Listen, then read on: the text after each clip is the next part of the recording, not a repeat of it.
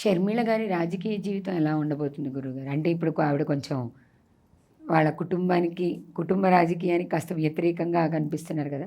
ఆవిడ రాజకీయ భవిష్యత్తు ఎలా ఉండబోతుంది? ఆమె జాతకం కూడా పరిశీలించానమ్మా.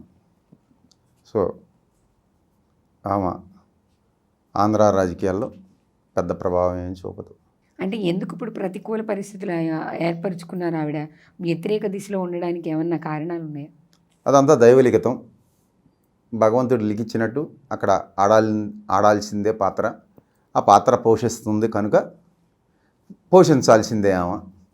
కానీ ఆమె పోషించే పాత్ర వల్ల పెద్ద మార్పులు చేర్పులు ఏం లేవమ్మ. ఆమె ప్రభావం ఏమి ఆంధ్ర రాజకీయాల మీద ఉండదు. తెలంగాణలో ఎలాగైతే లేదో ఆంధ్రాలో కూడా అలాగే ఉండదు. ఇదో ఛానల్లో కూర్చొని చెప్పా నేను. ఏలూరులో నేను చెప్తున్నా 63 సీట్లు వస్తాయి ఎంటీవీ అని చెప్పి మాణిక్యాలరావు అని ఒక ఆయన పెట్టుకున్నాడమ్మా. చెప్పాను ఇదే జరుగుద్ది మాణిక్యాలరావు గారు, ఇంకా 3 రోజుల తర్వాత తెలంగాణలో వచ్చేది రిజల్ట్ అన్న. ఆ పక్కన కూర్చున్న జర్నలిస్ట్ ఒక ఆయన రాదు కేసీఆర్ అన్నాడు. ఈ మాణిక్యాలరావు గారు కూడా కేసీఆరే వస్తారని చెప్పారు. నేను ఒక్కడే అక్కడ కూర్చుని వీళ్ళ ముగ్గురు డిస్కషన్లో 63 సీట్లతో వచ్చేది కాంగ్రెస్ పార్టీ, తెలంగాణలో రేవంత్ రెడ్డి అవుతారని చెప్పారు. నేను చెప్పింది జరిగితే ఏంటన్నా, మిమ్మల్ని ఇక్కడ పిలిచి సన్మానిస్తాం అన్నాడు. జరిగాక ఫోన్ చేశాడు, లైవ్లో కలిపాడమ్మా. అక్కడ మళ్ళీ చర్చి పెట్టాడు, మాట్లాడిచ్చాడు. ఓకే గురువుగారు రేపు సాయంకాలం మీకు మా దానికాడ సన్మానం ఉంది అన్నాడు. ఇప్పుడుకి అడ్రస్ లేడు. ఎవరు? ఇదే ఎంటీవీ మాణిక్యాలరావు. ఇప్పుడికి అడ్రస్ లేడు, కనీసం ఫోన్ కూడా లేదు. ఇదమ్మా, అర్థమైందా? ఇలా ఉంది జర్నలిజం. ఏంటి చెప్తారు చెప్పండి. ఇప్పుడు జరగని వాటికి వాళ్ళు సరిగా చెప్పనట్టుగా గురుగారు. సరే జరగని చెప్పండి, వదిలేండి అమ్మా. నేను చెప్పింది జరిగితే మీకు తెలిసి శాల్వా కప్పుతాను మా విలేకరులు అందరూ నన్ను పిలిచి చెప్పాడు పబ్లిక్గా ఒక జర్నలిస్టు. ఇవాళ కనీసం ఫోన్ లేదు. చెప్పండి ఏంటి, ఎక్కడుంది నీతి నిజాయితీ? మాట నిలుపుకునే స్థితి ఎక్కడుంది చెప్పండి? లేదు కదా. రాజకీయ నాయకులు హామీలు ఇచ్చి తప్పుకోవడంలో పెద్ద విశేషమే ఉంది. ఒక జర్నలిస్టే మాట అనుకుంది నిలబడట్లేదు కదా. మా జ్యోతిష్యులు కూడా అప్పుడు అన్నామయ్యా జరగలా ఏంటి అంటారు, దబా ఎత్తారు అంతే. కానీ మీకు మిగతా వాళ్ళకి తేడా ఉంటుందిగా గురుగారు. మీరు ముందుగా తెలుసుకొని చెప్తున్నారు కదా. అవును, కాబట్టి ఇక్కడ ముందుగా తెలుసుకుని నేను చెప్పేది ఏం లేదమ్మా, అంతా అదే భగవంతుడు చెప్పేస్తున్నాడు కాబట్టి. ముఖ్యంగా అయితే మన దేశ ప్రధాని నరేంద్ర మోడీ గారి జాతకం తెలుసుకున్నాం. అలాగే ఆంధ్రప్రదేశ్ ముఖ్యమంత్రి జగన్మోహన్ రెడ్డి గారి జాతకం తెలుసుకున్నాం. షర్మిల గారి రాజకీయ భవిష్యత్తు ఎలా ఉండబోతుంది అనే విషయాన్ని కూడా చెప్పారు. ధన్యవాదాలు గురుగారు. ప్రముఖుల జాతకాలు మీ ద్వారా తెలుసుకోవడం జరిగింది. ధన్యవాదాలు. ఓం నమః శివాయ. శుభం భూయాత్. జరిగింది అంతేనమ్మా. అంటే మళ్ళీ చెప్పేటప్పుడు ఇంకొకసారి పరిశీలించుకొని ఎప్పటికప్పుడే పరిశీలించాలమ్మా. ఒకప్పుడు నేను ఇది ఇంటర్వ్యూ ఇచ్చాను, 305 సీట్లు అన్నాను. ఈరోజు పరిశీలన చేస్తే 310 సీట్లు. అప్పుడే చెప్పాను 305 నుంచి 310 అని.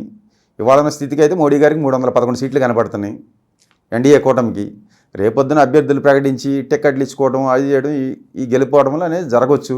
అప్పుడు కొంచెం అటు ఇటు అవుతాయి, అంతకు తప్ప ఏమవదు. సో దాని గురించి మమ్మల్ని ట్రోల్ చేస్తారు. మీరు చెప్పింది జరగకపోతే అంటే ఎస్ ట్రోల్ చేయండి. మన అందరూ అయ్యారు కదా 6-7 తప్పేముంది. మేము చెప్పింది జరగకపోతే మమ్మల్ని ట్రోల్ అవుతాం. ఇప్పుడు పబ్లిక్లో చెప్తున్నాం కదమ్మా. ఇది వెనక ఎన్నోసార్లు నేను చాలామందికి చెప్పాను, ఇన్ని సీట్లతో ఈయన గెలుస్తాడు, ఇన్ని సీట్లతో ఈయన గెలుస్తాడని. అది ముఖతాగా ఏదో యాదలా మాట్లాడుకుంటూ చెప్పుకున్నాము. ఇది జరిగేదని. ఇది ఎవరికి తెలియదు కదా. ఇప్పుడు ఇక్కడ పబ్లిక్లో చెబుతున్నాము, ఇది అందరికీ వెళ్ళిపోద్ది.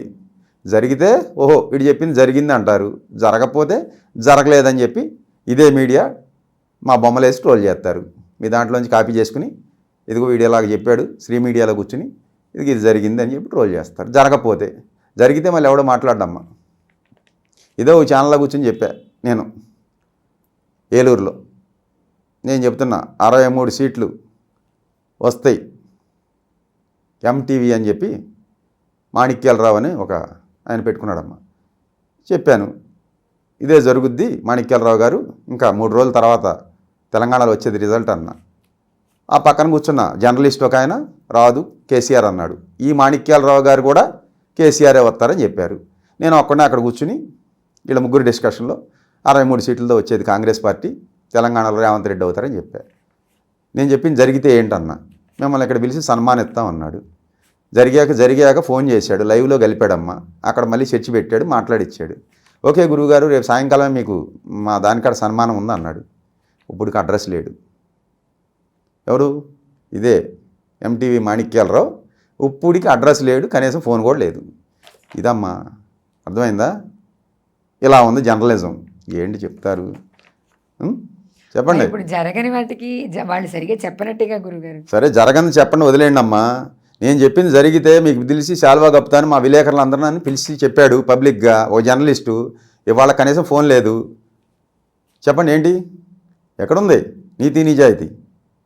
మాట నిలుపుకునే స్థితి ఎక్కడుంది చెప్పండి? లేదు కదా. రాజకీయ నాయకులు హామీలు ఇచ్చి తప్పుకోవడంలో పెద్ద విశేషమే ఉంది. ఒక జర్నలిస్టే మాట అనుకుంది నిలబడట్లేదు కదా. మా జ్యోతిష్యులు కూడా అప్పుడు అన్నామయ్యా జరగలా ఏంటి అంటారు, దబా ఎత్తారు, అంతే.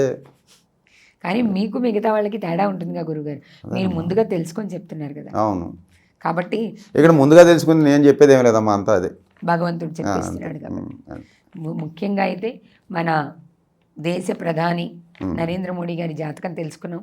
అలాగే ఆంధ్రప్రదేశ్ ముఖ్యమంత్రి జగన్మోహన్ రెడ్డి గారి జాతకం తెలుసుకున్నాం. షర్మిల గారి రాజకీయ భవిష్యత్తు ఎలా ఉండబోతుంది అనే విషయాన్ని కూడా చెప్పారు. ధన్యవాదాలు గురుగారు. ప్రముఖుల జాతకాలు మీ ద్వారా తెలుసుకోవడం జరిగింది. ధన్యవాదాలు. ఓం నమః శివాయ. శుభం భూయాత్.